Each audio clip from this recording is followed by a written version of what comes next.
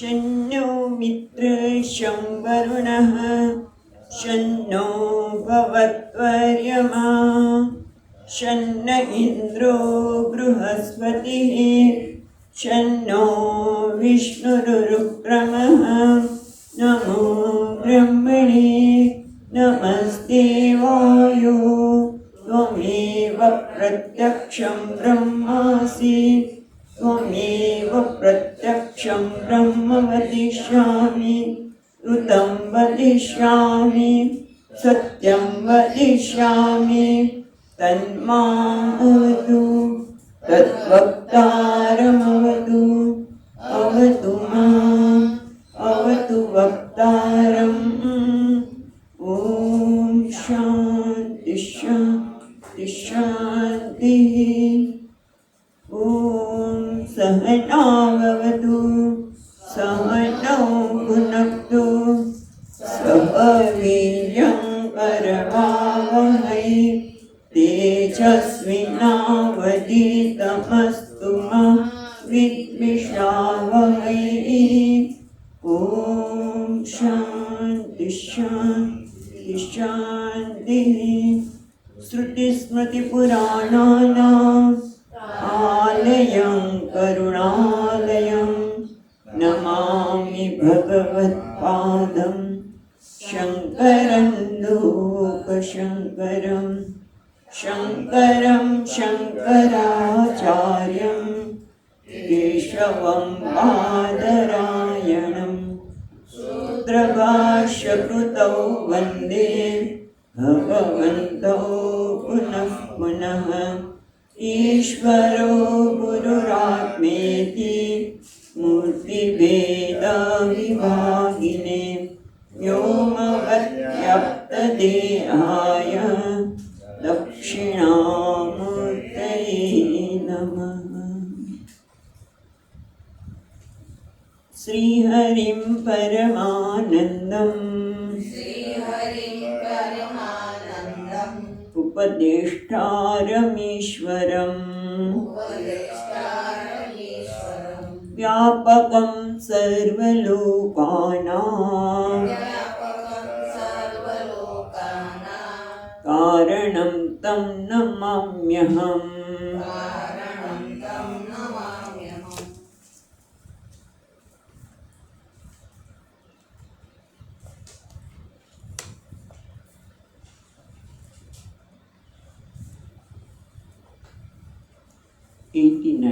Yes.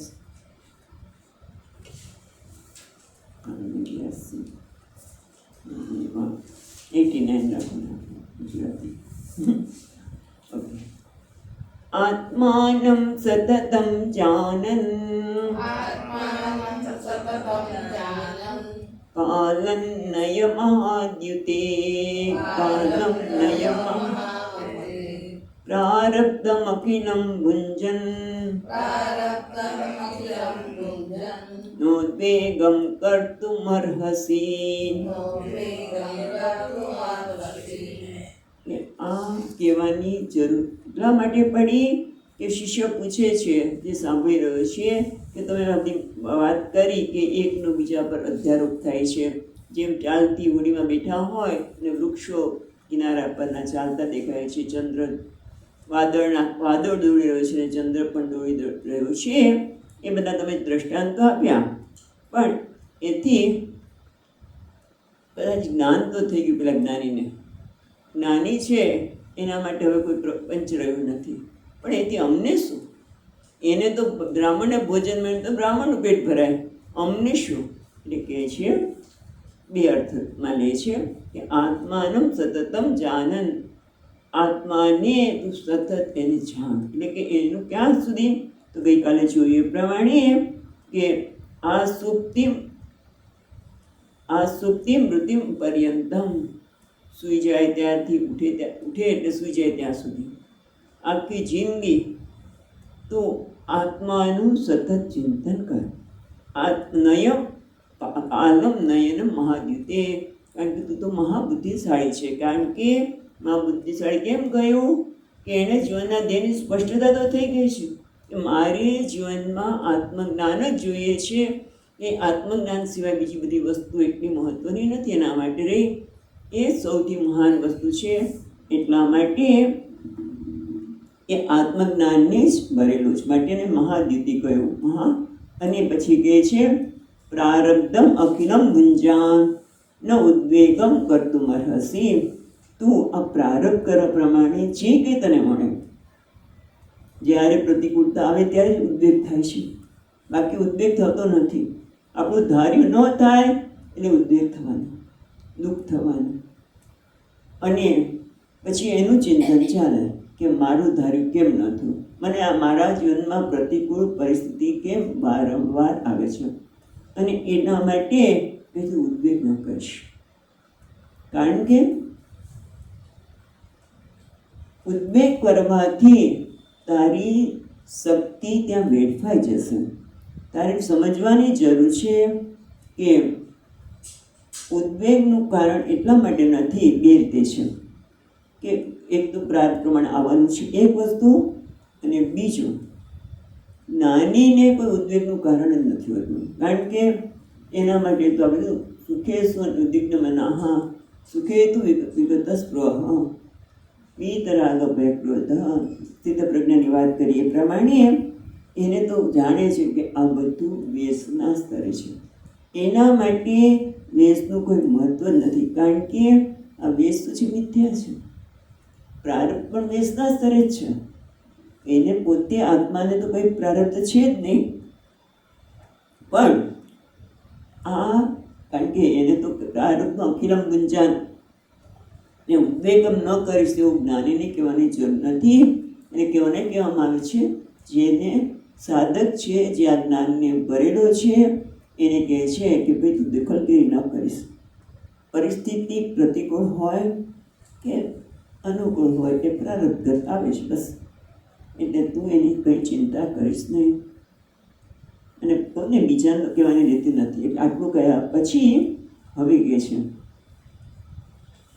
વસ્તુતઃ તું પ્રારબ્ધેવ નાસ્તિ કુતો ભોગઃ ભોગ અભાવે કુતો ઉદ્વેગ કારણમ તદભાવે કુતઃ તામ નિષેધ ઉપદેશતિ વેદાંત સિદ્ધાંત રહસ્યમ વક્તુમ પ્રતિજાનત આચાર્ય. હવે પછીના શ્લોકમાં આચાર્ય પ્રતિજ્ઞા કરે છે. શું પ્રતિજ્ઞા કરે છે? જે વેદાંતનું રહસ્ય છે એની પ્રતિજ્ઞા કરે છે. એ રહસ્યને ઉદ્ઘાટિત કોણ કરી શકે? જે રહસ્યને જાણતું હોય તે જ. ભાગવતની વાત તો બધા કરી શકે, પણ રાસ લીલાનું રહસ્ય, અરે રાસ લીલા પાછળનું રહસ્ય શું છે એ સામાન્ય વ્યક્તિને સમજાય નહીં. એને તો ખાલી લીલા દેખાય, રાસ રમ્યા ને દાંડિયા રાસ રમ્યા ને કંઈક કર્યું, પણ એની પાછળનું રહસ્ય તો જે જાણે છે એ જ કહી શકે. એ રીતે અહીંયા પણ વેદાંતનું જે રહસ્ય છે શું છે કે ખરેખર પ્રારબ્ધ જેવું કોઈ જ વસ્તુ છે નહીં. વસ્તુતઃ પ્રારબ્ધેવ નાસ્તિ, ખરેખર તો પ્રારબ્ધ જેવું છે જ નહીં. જો પ્રારબ્ધ ન હોય તો ભોગ ક્યાંથી? ભોગ પ્રારબ્ધના રીતે તમારે ભોગ ભોગવવા પડે, એટલે કે તમારે જે કંઈ આવે એને ભોગવવું પડે. પણ ભોગ ક્યારે હોય? જ્યારે પ્રારબ્ધ હોય ત્યારે. અને જો ભોગ જ ન હોય તો પછી ઉદ્વેગનું કારણ ક્યારે? ઉદ્વેગ ન કરીશ એવું કહેવાની પણ જરૂર નથી, કારણ કે પ્રારબ્ધ જ નથી તો પછી એનો નિષેધ, એને કશું કહેવાની જરૂર નથી. તન નિષેધ ઉપદેશમ ઇતિ, એનો નિષેધ તું ઉદ્વેગ ન કરીશ એવું કહેવાની પણ જરૂર નથી, કારણ કે ઉદ્વેગનું કારણ છે ભોગ ને ભોગનું કારણ છે પ્રારબ્ધ. જ્યાં પ્રારબ્ધ જ નથી ત્યાં તું ઉદ્વેગ ન કરીશ એવું કહેવાની જરૂર નથી, કારણ કે જે કરતો જ નથી, શક્ય જ નથી ઉદ્વેગને, એને કહેવાની જરૂર નથી. જેમ ઘણી વખત એવું થતું હોય, છોકરો બહારગામ જતો હોય અને એમાં પહેલી વખત એને બહારગામ મોકલતા હોય, માં સ્ટેશન મૂકવા જાય, ગાડી જ્યાં સુધી શરૂ ન થાય ત્યાં તું આમ ન કરીશ, પેલું ન કરીશ, પેલું ન કરીશ, તું આમ ન ખાઈશ, ત્યાં જાય છે તો આવી રીતે બધાની સાથે સાવધાની રાખજે. તું વૃંદાવન જાય છે ને તો ધ્યાન રાખજે, કોઈને નારાજ ન કરતો. કદાચ ભગવાન કયા રૂપ આવે છે એ તો બરોબર છે, પણ ત્યાં જઈને તું પેપ્સી ન પીશ, એટલે કે પેપ્સી પીતો જ નથી, હા, જે પેપ્સી પીતો જ નથી એને કહેવાની જરૂર નથી કે તું પેપ્સી ન પીશ. હા, તું ત્યાં જાય છે તો બધાની કાળજી રાખજે, રાધે રાધે કહે છે બધાને, એ બધું બરોબર છે. પણ પેપ્સી ન પીશ એને કહેવાની જરૂર નથી. એમ અહીંયા પણ કે ઉદ્વેગ ન કરીશ, પણ ઉદ્વેગ ક્યાંથી કરે? જ્યારે ભોગવાનો હોય ત્યારે ને. અને ભોગ ક્યારે પ્રારબ્ધ થાય? આ વેદાંતનું રહસ્ય છે કે ખરેખર પ્રારબ્ધ જેવું કશું છે જ નહીં. એ માટે 90મા શ્લોકમાં કહે છે, 90મો શ્લોક, ઉત્પન્નેપ્યાત્મ વિજ્ઞાને પ્રારબ્ધં નૈવ મુંચતિ ઇતિ યત શ્રૂયતે શાસ્ત્રે તન્નિરાક્રિયતે ધુના. એટલે કહે છે કે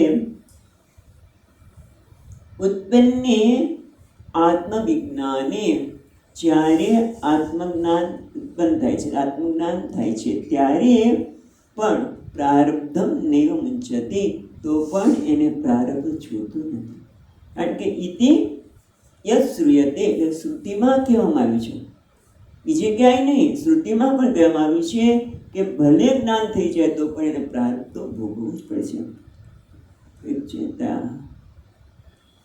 તસ્ય તાવદેવ ચિરમ યાવદ ન વિમુક્ષસે યાવદ છાંદોગ્ય ઉપનિષદ છે, ત્યાં કહે છે યસ્ય તાવદેવ ચિરમ, એને ત્યાં સુધી રાહ જોવી પડે, જ્યાં સુધી આ પ્રારબ્ધ કર્મ પૂરું ન થાય ત્યાં સુધી જ્ઞાન થાય તો પણ દેહ ટકી રહે છે, દેહ રહે છે.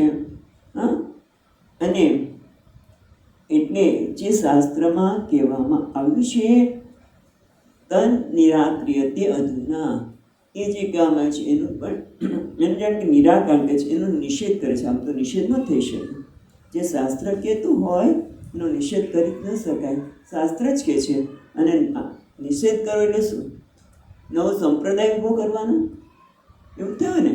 તો આચાર્ય નવો સંપ્રદાય, અને એ પણ શંકરાચાર્ય મહારાજ, તો એની પાછળ શું છે એનું રહસ્ય બતાવે છે કે અવિદ્યા, કોઈ પણ વ્યક્તિને જ્ઞાન થાય ત્યારે પણ એક અવિદ્યા લેશ, એવું નામ સાંભળ્યું હતું, શાસ્ત્રમાં પણ છે અવિદ્યા લેશ, અવિદ્યાનો લેશ રહી જાય છે, થોડીક અસર રહી જાય છે, એવું કહી દો, કંઈક અસર રહી જાય છે. જેમ સ્વપ્નમાં ઘણું એવું કંઈક સ્વપ્ન આવ્યું હોય તો પછી થોડીક વાર જાગે પછી પણ એની અસર ઘણી વખત થોડીક વાર માટે રહેતી હોય છે. એવી રીતે અહીંયા પણ, કારણ કે જ્ઞાન તો થયું પણ પૂર્વજન્મના જે કર્મ છે, કરતા પોતાને કરતા માનતો હતો, ભોગતા માનતો હતો, અને કર્મ ભોગવતો, એની થોડી લેસ અહીંયા રહી જાય છે, એવું કહેવા માગે છે. અને એટલે એને ભોગવવું પડે, એને જ્ઞાન થયા પછી પણ એને ભોગવવું પડે. પણ એક વસ્તુ છે, જો એ જ્ઞાન થાય ત્યારે શું થાય છે? જેમ અંધકાર હતો અને રૂમમાં અને લાઇટ આવી તો શું થયું? જે વસ્તુ હતી એ જ દેખાય. એટલે જ્ઞાન થાય છે ત્યારે શું થાય છે કે પેલા પ્રક્રિયા સમજી લઈએ, યાદ કરી લઈએ. એ જ્ઞાન થાય ત્યારે શું થાય છે? હું બ્રહ્મ છું એવું જ્ઞાન થાય છે. ત્યારે પહેલાં એ જીવ હતો, એ જીવનો તો બ્રહ્મ જ હતો, એને કંઈ નવું ઉત્પન્ન થતું નથી. એ રીતે જગત જે સત્ય હતું એ મિથ્યા બની ગયું. આપણે તરત કહી દઈએ છીએ બહુ મુશ્કેલ છે સ્વીકારવું. અત્યારે તો આપણે બધું સાંભળ્યું છે એ પ્રમાણે બોલી દઈએ છીએ, પણ એ આપણા જીવનમાં એટલે જ્ઞાન થાય ત્યારે એ જગત એના માટે જે જગત મિથ્યા જ હતું એ મિથ્યા જ રહે છે. એટલે જ્ઞાનથી ફક્ત જે અંધકારથી વસ્તુ દેખાતી નહોતી એ વસ્તુ લાઈટ આવવાથી દેખાણી. એ રીતે જ્ઞાન થતાં જે પોતાને આ દેહ જેટલો જ માનતો હતો એ, અને દેહને સત્ય માનતો હતો, જગતને સત્ય માનતો હતો, પણ પછી ખબર પડે છે હું તો બ્રહ્મ છું, મતલબ મર્યાદિત નથી. એટલે જ્ઞાન થાય છે ત્યારે લોકો એવું માને કે જ્ઞાન થાય એટલે તરત જ આ દેહ જતું રહે, જ્ઞાન થાય પછી શરીર ટકતું નથી. તો કે ના, કારણ કે શરીર જેના કારણે આવ્યું છે પ્રારબ્ધના કારણે તો પ્રારબ્ધ ભોગવે જ ચૂક્યો છે એવું કહેવામાં આવે છે. બરાબર, પ્રારબ્ધના કારણે આ દેહ આવ્યું છે એટલે જે અવિદ્યા લેશ છે રહે છે. મિત્ર શું થાય ખબર છે? જો જ્ઞાન થાય અને તરત જ આ દેહનું પાતન થઈ જાય તો કોઈ પેલા કે મારે જ્ઞાન જોતું નથી. એ પેલી વસ્તુ કે મને જ્ઞાનની જરૂર નથી, કારણ કે આ મારું શરીર જતું રહે તો પછી મારે તો પછી વાત પછી કરીશ. એક જે પ્રહલાદજીને બધાએ કહ્યું એ પ્રમાણે એ હતું હસવા માટે. પણ જ્ઞાન જો થાય અને દેહ જતું રહે તો જીવન મુક્તિ જેવી વસ્તુ જ ન હોય. જીવન મુક્તિ જેવી વસ્તુ જ ન હોય ને જીવન. આ તો આ જ્ઞાનથી આપણને જીવન મુક્ત બનાવે છે. જીવતા જ મુક્તિનો અનુભવ થાય છે, એ જીવન મુક્તિનો હોય. અને બીજું બહુ મહત્વનું, સ્વામીજી કે જ્ઞાન થાય અને ટપ કરતું પેલું માણસ જતો રહે તો પછી જ્ઞાન આપનાર કોણ હોય? જે આ જ્ઞાન તો અપાય છે કોઈને, એટલે શું આ જ્ઞાન નથી અપાતું? આ જ્ઞાન તો શંકરાચાર્ય મહારાજ આપી રહ્યા છે. આ અપરોક્ષ બધી એમ કે જ લખાય તો ખ્યાલ આવે છે. એટલે જ્ઞાન તો જો જ્ઞાન થાય અને પેલી વ્યક્તિ જતી રહે તો જે આ પરંપરા છે, કઈક પરંપરા હોય, અજ્ઞાનની પરંપરા, અજ્ઞાનની જ પરંપરા થઈ ને. જો જ્ઞાન થાય ને વ્યક્તિ જતી જ રહેતી હોય, એનું કોઈ રહેતું જ ન હોય તો પરંપરા અજ્ઞાની હોય. તો અજ્ઞાનથી પરંપરાને શું પ્રાપ્ત થાય? જ્ઞાન થાય જ નહીં. ખ્યાલ આવે છે? કેટલી બધી મુશ્કેલી પડે, પણ એવું થતું નથી. પણ અજ્ઞાન ત્યાં રહે છે. અહીંયા ટીકાકાર જરા પ્રારબ્ધના સંદર્ભમાં કહે છે, અત્ર યમ પ્રક્રિયા જગત પ્રતીતિ ત્રિવિધા. અહીંયા બતાવે છે કે 3 પ્રકારની જગત માટે પ્રતીતિ છે. પહેલી છે શાસ્ત્રીય, બીજી છે લૌકિક અને ત્રીજી છે આનુભાવિકી. તત્ર આદ્યા પારમિથિક, પહેલું પારમાર્થિક. પારમાર્થિક એટલે કે આપણે હંમેશા રહે છે, કે ક્યારેય ત્રણેય કાળમાં જેનો નાશ થતો નથી, પ્રતીતિનો. એને કહે છે જ્ઞાનને પારમાર્થિક, વિદ્યા અપારમાર્થિક એટલે વ્યવહારિક, અને ત્રીજી આનુભાવિક એટલે પ્રતિભાષિક. હવે આ 3 પ્રકારની પ્રતીતિ છે, એનું નિરાકરણ, એની નિવૃત્તિ કેવી રીતે થાય? તો પહેલી વસ્તુ તો એ છે કે પેલા જે પારમાર્થિક એટલે કે જે દેશ, કાળ કે વસ્તુમાં બધામાં હંમેશા એનું અસ્તિત્વ રહે છે, એને કહેશું પારમાર્થિક. બરોબર, એ પ્રતીતિ છે જે શાસ્ત્રની દ્રષ્ટિ છે. કઈ સર્વમ ખલુદમ બ્રહ્મ. એ બ્રહ્મ ક્યારે બધું જ પારમાર્થિક દ્રષ્ટિ છે એટલે કે બધું જ ઈશ્વર જ છે, બ્રહ્મ છે. એ ક્યારે એનો લોપ થાય નહીં. એ કઈ છે પારમાર્થિક દ્રષ્ટિ. જેને જ્ઞાન થાય છે એના માટે દ્રષ્ટિમાં બધું ઈશ્વર જ છે. વોટ ઇઝ ઈશ્વર, જે છે એ બધું ઈશ્વર છે, એમાં થતું નથી. બીજી છે વ્યવહારિક, જે નામ રૂપાત્મક જગત છે, અથવા તો નામ રૂપાત્મક જગત, એમાં બધી વિવિધતા છે, વિવિધતા છે, બધું જ છે, એને વ્યવહારિક હોય, જેને ઈશ્વર સૃષ્ટિ. અને ત્રીજી છે પ્રતીતિ, એ કઈ છે? જે છે એમાં મને ક્યારેક રાગ દેશના કારણે, એટલે કે છે આનુભાવિકી, એટલે જે મને દેખાય છે એમાં કોઈક લાગે છે કે આ સારું છે, આ ખરાબ છે, એટલે રાગ, દ્વેષ, મારું, તારું. એ કેવું છે? આનુભાવિક અથવા તો પ્રાતિભાષિક. એ બધા માટે સત્ય નથી. જે વસ્તુ મને સારી લાગે છે બીજાને ખરાબ લાગે છે. કેટલાયને કારેલા ભાવતા હોય અને જે કારેલાનું શાકનું નામ પડે મોઢું ચડી જાય, નાકનું ટેરવું ચડી જાય, ભાઈ કારેલા નહીં હો. એટલે શું થયું? આનુભાવિક. એ બધા માટે સત્ય નથી. તો એના માટે આગળ કહે છે એને કેવું તો નિવૃત્તિ થાય.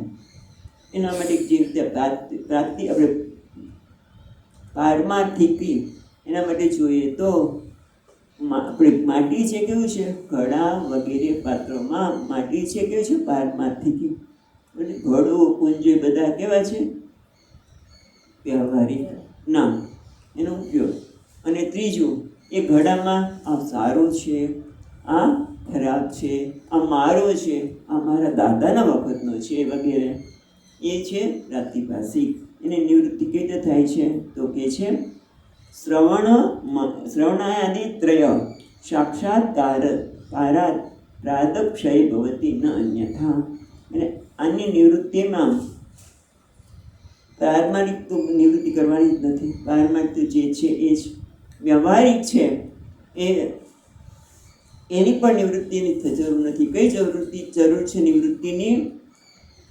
પ્રાતિભાષિક, જ્યાં મારું છે, તારું છે, જીવ સૃષ્ટિ છે, એની નિવૃત્તિ કેવી રીતે થાય?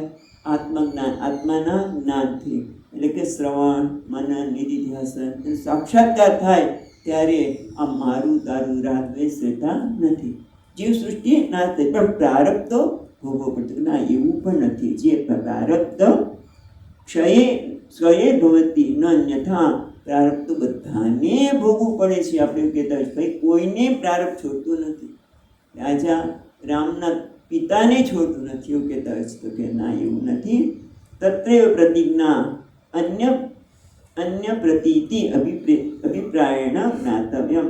આ જે કહેવામાં આવ્યું છે એ કે પ્રારબ્ધ ભોગવવો પડે છે, બીજી બે પ્રતીતિને કારણે કહેવામાં આવે છે. ખરેખર પ્રારબ્ધ પણ, જો વેદાંતનું રહસ્ય એ છે કે પ્રારબ્ધ પણ નથી. કેમ? ના માટે પછીના શ્લોકમાં કહે છે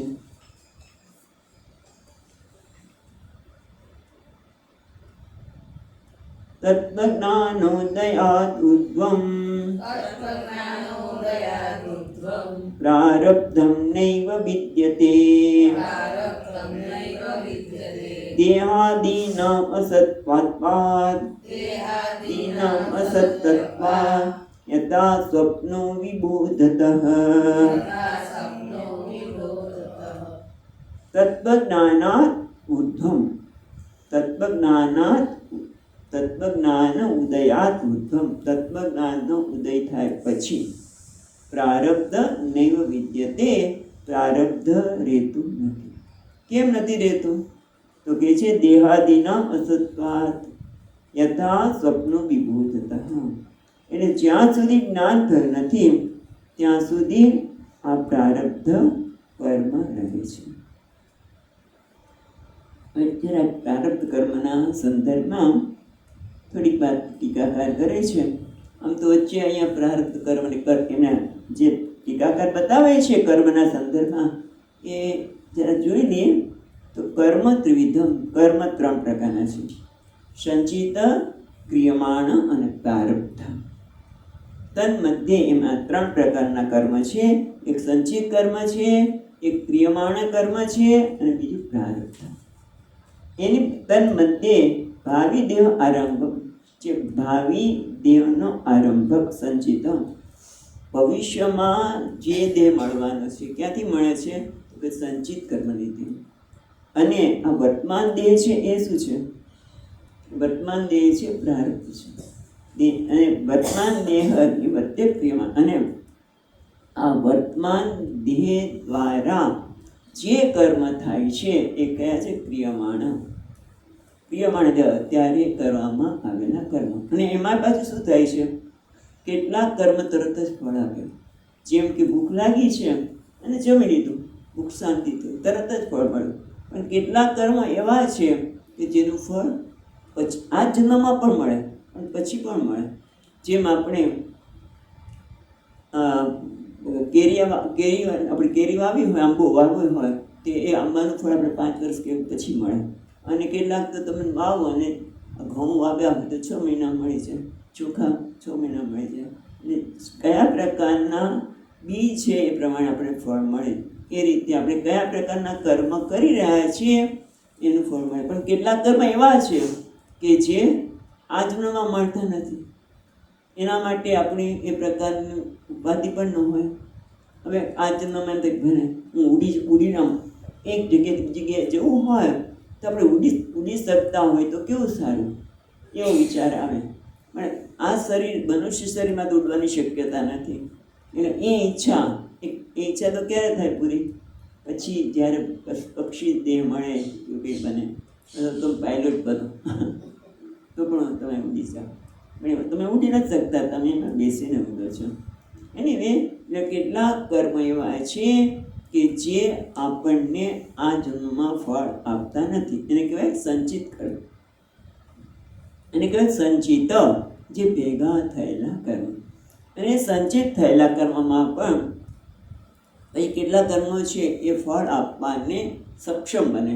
જેમ કે લોકો કરતા જ હોય છે કે ભવિષ્યમાં આપણને પૈસાની મુશ્કેલી ન પડે માટે એ લોકો લાંબા ગાળાની ફિક્સ ડિપોઝિટ મૂકે, અથવા તો જીવન વીમા ખબર કે ભાઈ જીવન વીમામાં એવું જશે, વીમાના સંદર્ભમાં બહુ ખબર નથી, પણ એને મૂકી રાખ્યું એટલે ભાઈ જ્યારે 50-60 વર્ષના થશું ત્યારે આપણી આ ડિપોઝિટ પાકશે એટલે આટલા લાખ રૂપિયા આપણને મળશે. પણ અત્યારે શું, તો અત્યાર માટે પણ એવું હોય છે ઘણા લોકોને કે ભાઈ દર મહિને આટલા રૂપિયા વ્યાજ ના મળે, જેથી વાંધો આવે નહીં વ્યવહારમાં. એટલે એક છે જે ભવિષ્યમાં મળવાનું છે, એટલે પાકશે ત્યારે એમાં સંચિત કર્મોમાંથી કેટલાક કર્મો પાકે એટલે આપણે નવું દેહ પડે, એટલે પ્રારબ્ધ. સંચિતમાંથી જ પાકે છે અને પ્રારબ્ધ. અને કેટલાક અત્યારે કર્મ કરીએ છીએ, જેમ અમુક વ્યાજનું રકમ આપણને અત્યારે મળે છે, એ જે ક્રિયમાણ કર્મ, જે અત્યારે કરવામાં આવે. અને આમ 3 પ્રકારના કર્મ કહેવામાં આવે છે. અચ્છા, તો પણ અહીંયા તો શું કહે છે કે આ 3 પ્રકારના કર્મ પ્રારબ્ધ તત્વજ્ઞાનાત ઉદયાત ઉદ્ગમ પછી પ્રારબ્ધમ ને વિદ્યતે. કેમ? યથા સ્વપ્ન વિબોધત. જેમ સ્વપ્ન આવ્યું અને સ્વપ્નમાં આપણે એક નિર્માણ કરવું, આખું જગત નિર્માણ કરી દઈએ છીએ કોઈ વસ્તુ વગર. ત્યાં દાખલા તરીકે સ્વપ્ન આવ્યું, મને સ્વપ્ન આવ્યું કે હું પ્રવચન કરું છું અને ઘણા બધા લોકો બેઠા છે, મોટો હોલ છે, એમાં બધા લોકો બેઠા છે.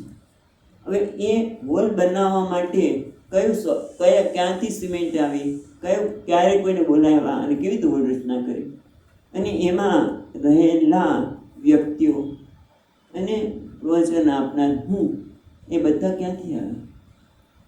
શું કહે છે? યથા સ્વપ્ન વિબોધત. જ્યારે સ્વપ્નમાંથી જાગૃત થઈ જાય છે ત્યારે આ બધું શું હતું? તો કે કંઈ નહીં. એટલે શું છે? સત્ય હતું નહીં. સ્વપ્નમાં લાગતું હતું, સરસ આમ આનંદ આવતો હતો, બધા લોકો માથું તો ધુણાવતા હતા કે હા સમજી રહ્યા છે વગેરે વગેરે.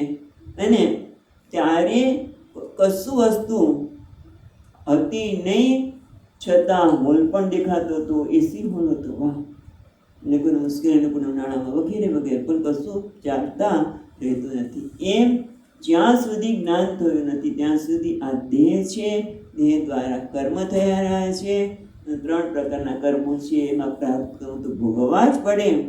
કારણ કે એક વખત એ પછી દ્રષ્ટાંત પણ આપે આપણને, કે શાસ્ત્ર પણ કે જેમ એક વખત તમારા હાથામાંથી બાણ છૂટી ગયો પછી અટકે નહીં, એ એના દેહ સુધી પહોંચે ત્યાં સુધી અટકવાનું નથી. એમ આ શરીર સંચિત કર્મમાંથી જે કર્મનો ફળ આપવા સક્ષમ થઈ ગયા છે, પ્રારબ્ધો ભોગવવા છૂટું, પ્રારબ્ધો ભોગવે છૂટું. પણ અહીંયા તો શું કહે છે? પ્રારબ્ધમ ને વિદ્યતે. જેવું જ્ઞાન થાય, જ્ઞાન થતાં પ્રારબ્ધ રહેતું નથી. કોની દ્રષ્ટિ? પછી એવું પૂછવું પડે, પ્રારબ્ધ રહેતું નથી કોની દ્રષ્ટિ? કારણ કે આપણે જ્ઞાની વ્યક્તિને પણ જીવનમાં કેટલા બધા જાણે કે સમસ્યા આવતી હોય એવું લાગે છે.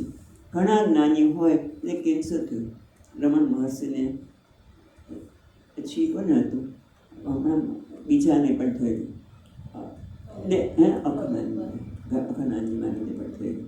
એની વે જેને હોય એને કેમ ભોગવવું પડે છે? એટલી પીડા કેમ? રામકૃષ્ણ પરમહંસ, રમણ મહર્ષિને રામકૃષ્ણ પરમહંસ યાદ આવ્યું. રમણ મહર્ષિ માટે યાદ નથી કે એમને નથી થયું કે નહીં યાદ નથી, પણ રામકૃષ્ણ પરમહંસને થયેલું. અને એટલે જો વિવેકાનંદની સેવામાં હતા અને કે હુંકારા કેમ કરે છે? કારણ કે એનો પ્રારબ્ધ છે. એ કોની દ્રષ્ટિએ છે? જેને જ્ઞાન નથી એને એમ લાગે છે કે આ પોતે આમાં ભોગે. ત્યારે શું કે મારા પ્રારબ્ધ છે. જ્ઞાની એને શું જવાબ આપે? ભલે એને ખબર છે કે આ શું છે? દેહાદિનામ અસત્વાદ. કારણ કે એને તો જ્ઞાન થઈ ગયું છે, જે પીડા થાય છે એ દેહને થાય છે, મને નહીં. પણ છતાં જવાબ આપવા માટે, પેલાને સંતોષ આપવા માટે શું કહેવું પડે? કે પ્રારબ્ધ છે, પ્રારબ્ધ તો ભોગવવા જ પડે. કારણ કે એમાં તો તમે કોઈ અટકી શકો નહીં. આટલી પ્રાર્થ પણ અહીંયા કે છે જેમ સ્વપ્નનું જ્ઞાન થયા પછી જેમ સ્વપ્નમાં રહેલી બધી વસ્તુ કેવી લાગે છે? અસત. એમ ત્યારે જ્ઞાન થાય છે કે હું એક બ્રહ્મ છું, પૂર્ણ છું. આ દેહ એ ખરેખર કેવો છે? મિથ્યા છે. જેમ સ્વપ્નમાં બધું દેખાતું સત્ય લાગતું હતું, પણ જાગ્યા પછી મિથ્યા જણાય છે. એમ આ પણ દેહ છે એ અસતવાદ, એ મિથ્યા છે. પછી એને પ્રારબ્ધ રહેતું નથી. એટલે જ્યાં સુધી એટલે 3 પ્રકારમાંથી પ્રારબ્ધનું નિરાકરણ કર્યું. હવે આગળ કે છે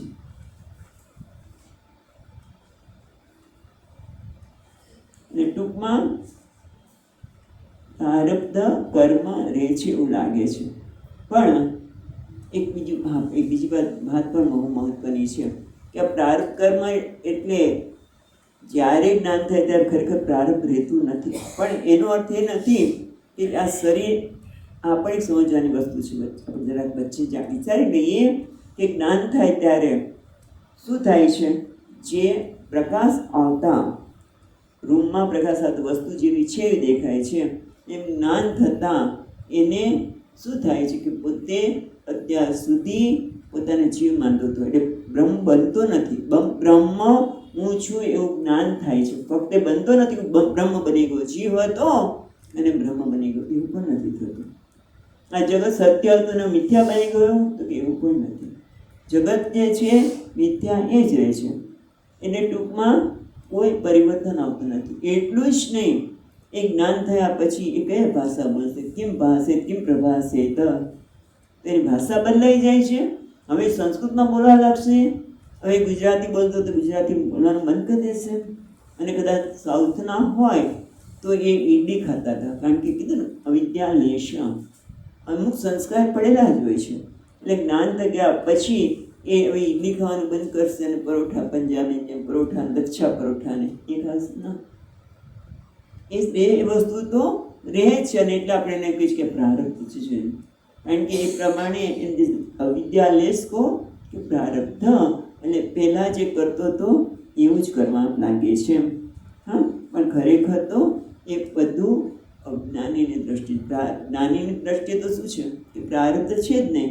કારણ કે ગીતામાં કહે છે, ઉપનિષદમાં પણ છે, ક્ષીયંતે ચાસ્ય કર્માણી યસ્મિન દ્રષ્ટિએ પરાવરે. મુંડકમાં કહે છે ને, યસ્મિન દ્રષ્ટિએ પરાવરે, જ્યારે પર નવન સત્યને જાણે છે. એટલે જગત અને ઈશ્વર પરમાના પર અવર, અને અવરમાં જગતમાં કોઈ જીવ પણ આવી ગયો, એ બધાને જે સત્ય જાણે છે. યસ્મિન દ્રષ્ટિએ પરાવરે ક્ષીયંતે ચાસ્ય કર્માણી, બધા જ કર્મોનો ક્ષય થઈ જાય છે. એના બધા જ કર્મનો ક્ષય થઈ જાય છે. જેમ મહાત્મા આપણા દ્રષ્ટાંત આપીએ કે કોઈ મુસલમાન ભાઈ હતા, એને 3 પત્ની હતી. પેલી એક પત્ની કરી, પછી પેલી પત્ની, પછી ના બીજીને પણ કર્યું, પછી બીજી વાર લગ્ન કર્યા. બધા સાથે જ જીવે છે. ત્રીજી 3 બધા સાથે જ રહે છે, 3 પત્નીઓ.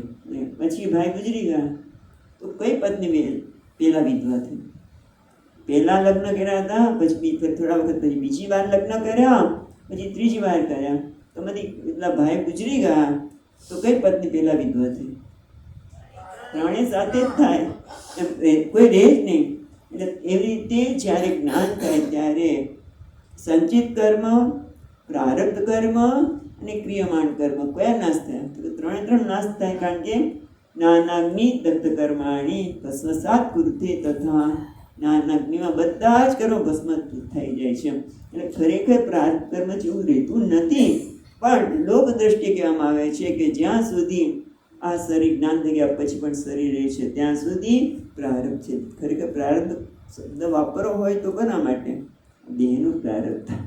જ્ઞાનીને કોઈ પ્રારબ્ધ છે નહીં, કારણ કે જ્ઞાન થતાની સાથે જ એને સ્પષ્ટ જ્ઞાન, એટલે જ્ઞાનમાં નિષ્ઠા. જ્ઞાન તો બધાને થાય છે, પણ આપણને જ્ઞાન નથી એવું નથી. તત્વમસી મહાવાક્ય સાંભળ્યું છે, નથી સમજે, પણ શું થાય છે? અવરોધ છે. એ અવરોધ સંપૂર્ણ દૂર થયો નથી. એ સંપૂર્ણ દૂર થઈ ગયો છે. એવા જ્ઞાનનિષ્ઠ વ્યક્તિની અહીંયા વાત કરે છે કે તત્વજ્ઞાનાત ઉદ્ધમ, તત્વજ્ઞાન ઉદયાત ઉદ્ધમ, તત્વજ્ઞાન ઉદય થયા પછી પ્રારબ્ધ રહેતું નથી. કેમ કે જેમ સ્વપ્નમાંથી જાગૃત થયા પછી સ્વપ્નની કોઈ સત્યતા રહેતી જ નથી. જ્યાં સુધી સ્વપ્નમાં હતા ત્યાં સુધી સત્ય લાગતું હતું, બધું સત્ય લાગતું હતું. અને એમાં કદાચ સ્વપ્નમાં કોઈ આપણી પાછળ પડ્યું હોય કૂતરું, બહારની તો જવા નહીં, પણ કૂતરું પડ્યું હોય તોય હાફી છે. પણ જાગ્યા પછી, કારણ કે હાફતા હાફતા એકદમ પડ્યા અને જાગી ગયા પછી કૂતરું નથી રહેતું, કશું રહેતું નથી. એમ જ્ઞાન થયા પછી જાગ્યા, જેમ સ્વપ્નમાં બધું સત્ય રહેતું નથી એમ જ્ઞાન થતાં જ આ દેહાદી નામ, દેહ મન બુદ્ધિ વગેરેને અને જગતની પણ સત્યતાનો બાદ થઈ જાય છે, રહેતું નથી. એને વધારે આગળ સમજાવે છે. ઇદાનીમ પ્રારબ્ધ શબ્દમ વ્યુત્પન્ન. અચ્છા, એનો ઉપસંહાર કરતા કહે છે 92મા શ્લોકમાં, કર્મ જન્માંતરીયમ યત. તમારામાં જુદો શબ્દ છે, મને ખ્યાલ છે, આમાં જુદો છે, કઈ વાંધો નહીં, તમારો શબ્દ વાપરી.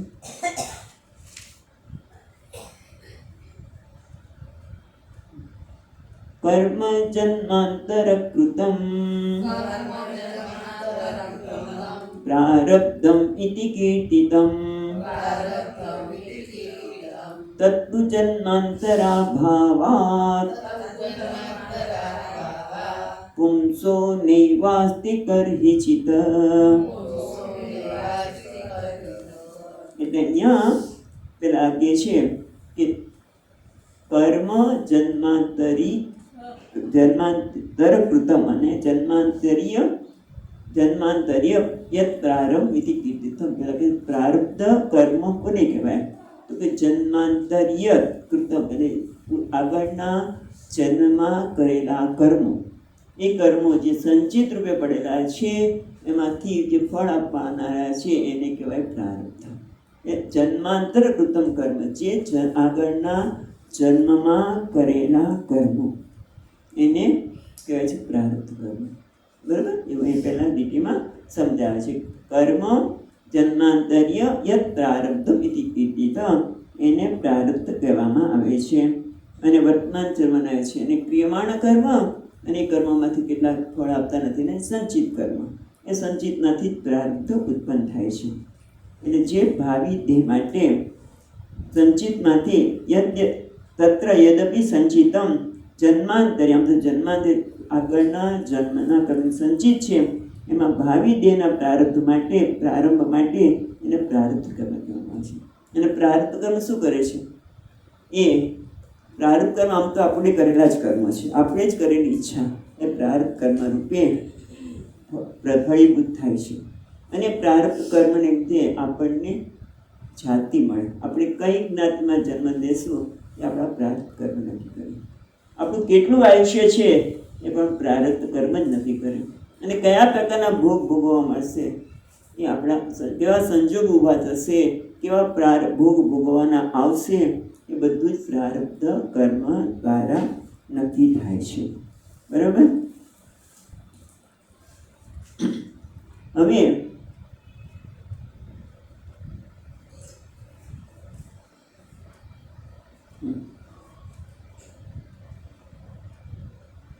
તત્વ જન્માંતર ભાવાત. પછી તો આગળ ઉપનિષદ આપણે દાખલો જોઈશું ત્યાં સુધી.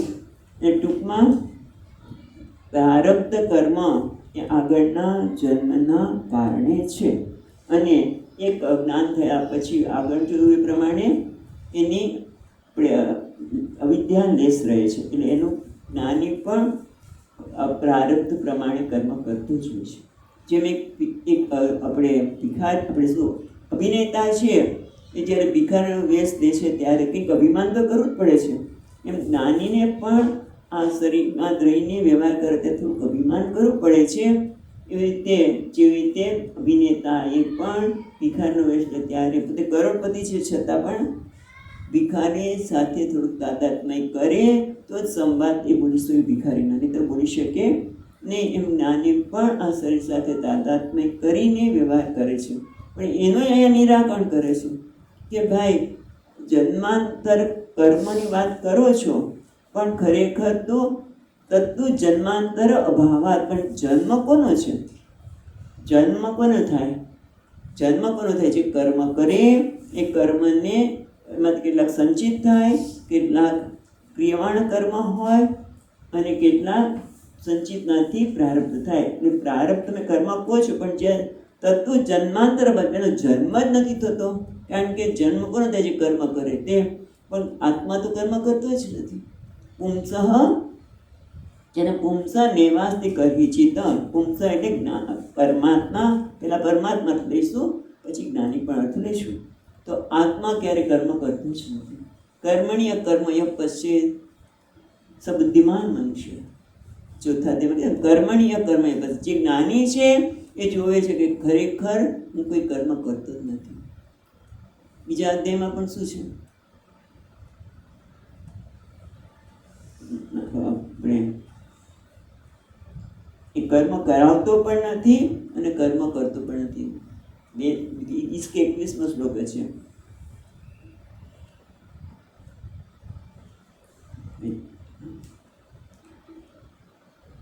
21મો કહેવાય છે. શું છે કે નાહમ તસ્ય કૃતો ભાવ, અને કોઈને કર્મ કરાવતો નથી. ન હંતિ હન્યતે, તે હણાતો પણ નથી ને કોઈને હણતો નથી. કારણ કે એનામાં કોઈ કર્તૃત્વ જ નથી. જો કર્તૃત્વ નથી તો કર્મ નથી, તો જન્માંતર કર્મ ક્યાંથી આવ્યા? એટલે જેને જ્ઞાન છે, તત્વજ્ઞાન થયું છે, એ જાણે છે કર્મ કરતો જ નથી. નૈવ કિંચિત કરોમિ ઇતિ ગુણા ગુણેષુ વર્તન્તિ ઇતિ મત્વા ન સજ્જતે.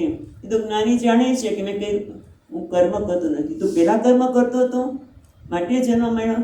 તો પહેલાં પણ એ કર્મ તો જ્યારે આપણે બધા માટે આ સત્ય છે કે જ્યાં સુધી જ્ઞાન નથી થયું કે જ્યારે ત્યાં સુધી એ પોતાને શું માને છે?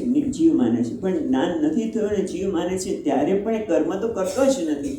પણ અજ્ઞાનના લીધે આ ઉપાધિ સાથે તાદાત્મ્ય કરીને એ માને છે કર્મ કર્યો છે. પણ જેમ કીધું ના કે અર્જુન, આ કોઈનો જન્મ પહેલાં આ લોકો ક્યારે મૃત્યુ થવાના નથી. તું પણ હતો, આ પિતામાં પણ હશે અને હું પણ છું. કારણ કે આ હું એટલે આત્મા રૂપે બધા છે અને આત્મા તો કોઈ કર્મ કરતો જ નથી.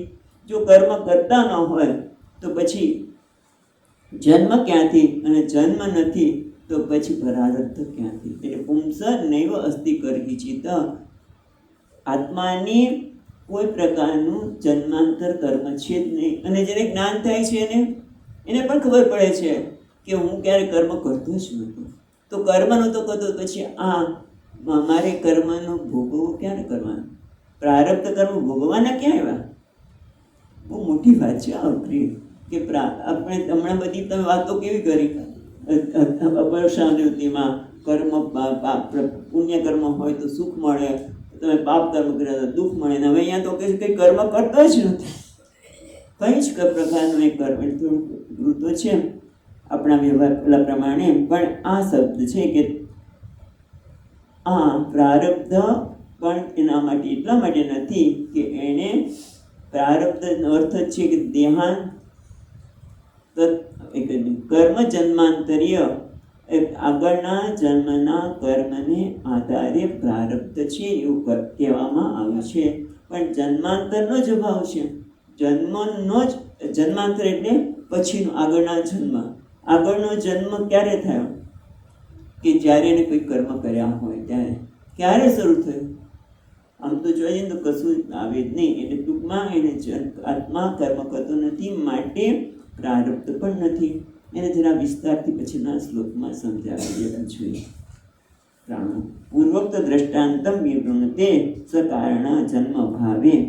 એનો જન્મનો અભાવ કેમ છે એ હવે પછીના શ્લોકમાં બતાવે છે.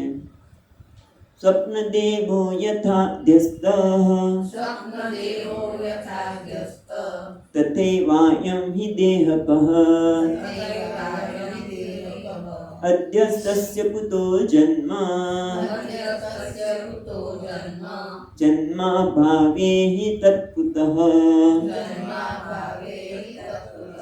એટલે કે છે કે સ્વપ્ન દેહો યથા અધ્યસ્તઃ તથૈવ હિ દેહકઃ.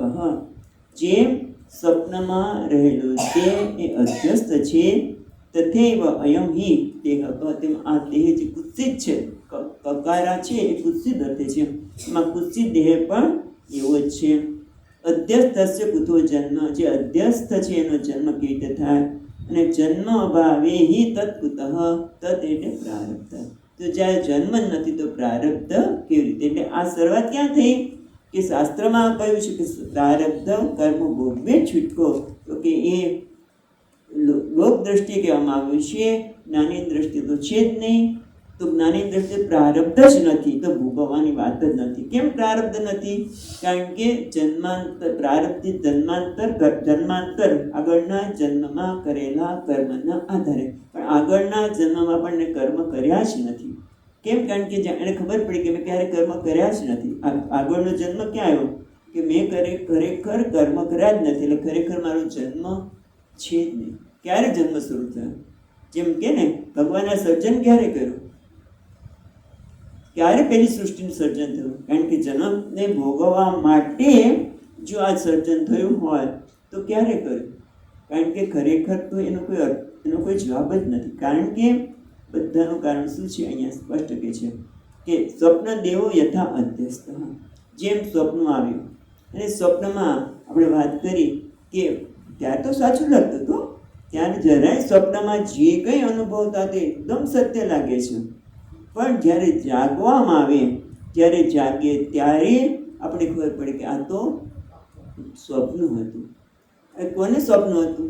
મેં જ ઊભું કર્યું હતું. મારા જ કોઈ જાગ્રતના સંસ્કારને આધારે મેં જ આ બધું જ ઊભું કર્યું હતું. મારા ઉપર જ અધ્યારોપ કર્યો હતો. વસ્તુ છે નહીં, પણ છતાં નહીં તો કે છે સ્વપ્ન તો કેવું છે? નાનકડી હિતાનાડીમાં દેખાય છે અને એમાં બધું આખું આપણે ઋષિકેશ, હવે તો પ્રયાગ, ઋષિકેશ નહીં પ્રયાગમાં કુંભ મેળો છે અને મારે કુંભ મેળામાં જવું છે. જોકે હવે એટલું રહ્યું નથી, પણ છતાંય ઘણા લોકોને આકર્ષણ હોય છે, કારણ કે એની પાછળનો આખો હેતુ સરી ગયો છે એવું કે અત્યારે જે મહાત્માઓ છે એવું કહેતા હોય છે. પણ દાખલા કુંભ મેળામાં ગયા, કુંભ મેળા આખું પ્રયાગ ઉદ્ભુત થયું, કેટલા ટેન્ટ હતા અને મહાત્માઓના દર્શન કર્યા, વિવિધ બધી વિભૂતિના. પણ એ બધું ક્યાંથી હતું?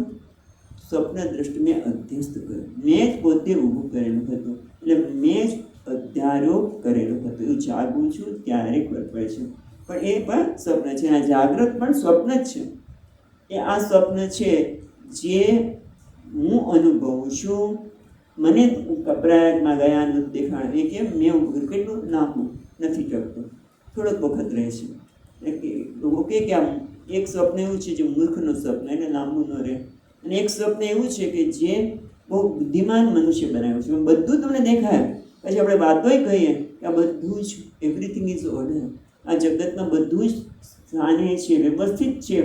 એક પણ કર્મનું તમને કર્મનું ફળ ન ભોગવો એવું ન પડે. બધું જ ઈશ્વરનું, પણ ઈશ્વરનું સ્વપ્ન છે. આ પણ ખરેખર તો અધ્યસ્ત, આ પણ ઈશ્વરનું સ્વપ્ન છે. એક જેમ આપણે જે વ્યક્તિગત સ્વપ્ન છે, તો આ જગત છે એ ઈશ્વરનું સ્વપ્ન છે. એણે જ આ બધું અધ્યસ્ત કર્યું. ભલે ને આપણને જેમ સ્વપ્નમાં તમે જુઓ બધું નિયમ હોય છે. સ્વપ્નમાં આમ લાગે કે નિયમ હોય છે, પણ જોકે નિયમ નથી હોતો. ક્યારેક કઈ વસ્તુ ઊભી કરી દઈએ અને કોઈની સાથે જોડી દઈએ.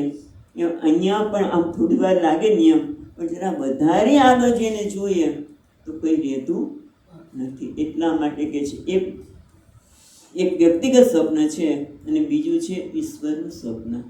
એ પણ કારણ કે એ બુદ્ધિમાન મનુષ્ય બનાવેલું, ભગવાને બનાવેલું છે, સર્વજ્ઞે બનાવેલું છે આ જગત, પણ છે તો એ સ્વપ્ન જ, એટલે કે અધ્યસ્ત છે. સ્વપ્ન એટલે અધ્યસ્ત છે. કેમ?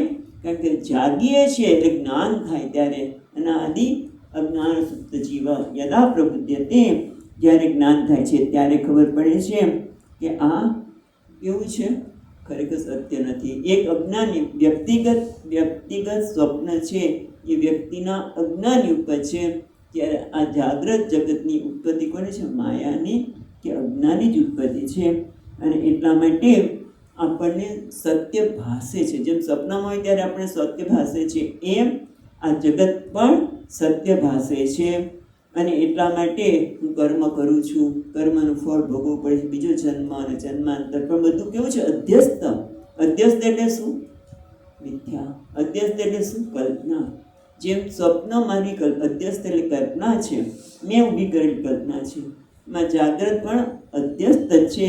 એટલે કોની કલ્પના છે? ભગવાનની. કેવી રીતે કરી છે? માયાના લીધે. પણ જે તો કલ્પના છે. જેમ સર્પમાં, જેમ દોરડામાં સર્પ દેખાય છે તો સર્પ શું છે? અધ્યસ્ત. એટલે શું છે?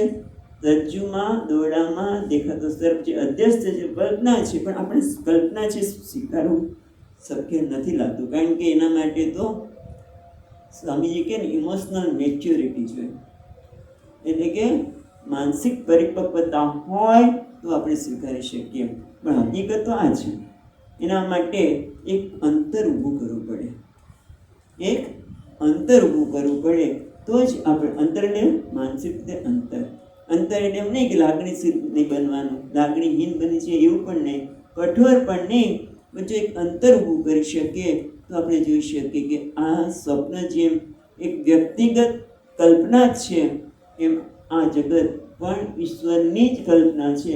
કલ્પના એટલે અધ્યસ્તકો, અધ્યાસકો, ભ્રમકો, પણ એ કલ્પના જ છે. જ્યારે કલ્પના હોય પછી એમાં એ સત્યતા જ ન હોય, એટલે કે તો પછી આ જન્માંતર એ બધું ક્યાંથી આવે? કલ્પનામાં આપણે આ બધું ક્યાંથી લખે છે? સ્વપ્ન દેવો યથા અધ્યસ્ત તથૈવ હિ દેહ. આ દેહ પણ અધ્યસ્ત છે, ભગવાનની કલ્પનામાં અધ્યસ્ત છે. કારણ તત્સૃષ્ટવા તદેવાનું પ્રાયશ્ચિત, બધી ચર્ચા કાલે કરીશું. પછી અધ્યસ્તસ્ય કુતો જન્મ, જે અધ્યસ્ત જ છે એમાં જન્મ ક્યાંથી બને? સાચું જન્મ જેને આપણે કહીએ છીએ, જે જન્મના લીધે મારો જન્મ થયો, હું કર્મ કરું છું, કર્મના ફળ ભોગવવાના છે, પ્રારબ્ધ, પણ ક્યાંથી આવ્યું? જે અધ્યસ્ત છે, કલ્પના છે, ત્યાં ક્યાંથી જન્મ? અને જન્મ ભાવે તત્કુતઃ, જે જન્મ જ નથી ત્યાં પ્રારબ્ધ કઈ રીતે આવે?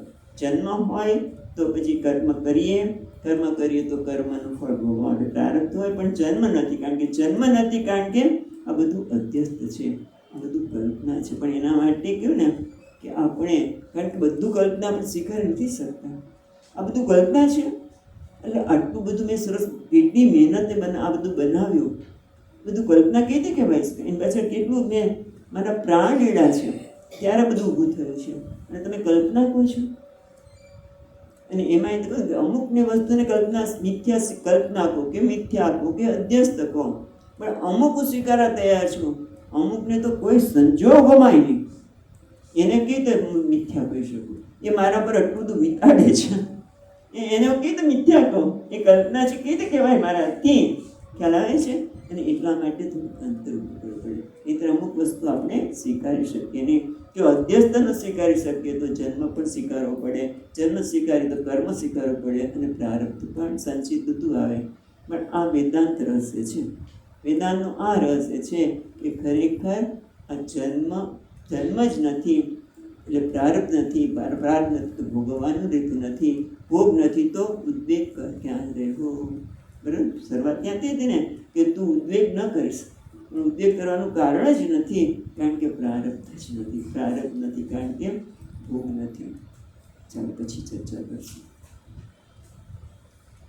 ઓમ પૂર્ણમદઃ પૂર્ણમિદં પૂર્ણાત પૂર્ણમુદચ્યતે પૂર્ણસ્ય પૂર્ણમાદાય પૂર્ણમેવાવશિષ્યતે.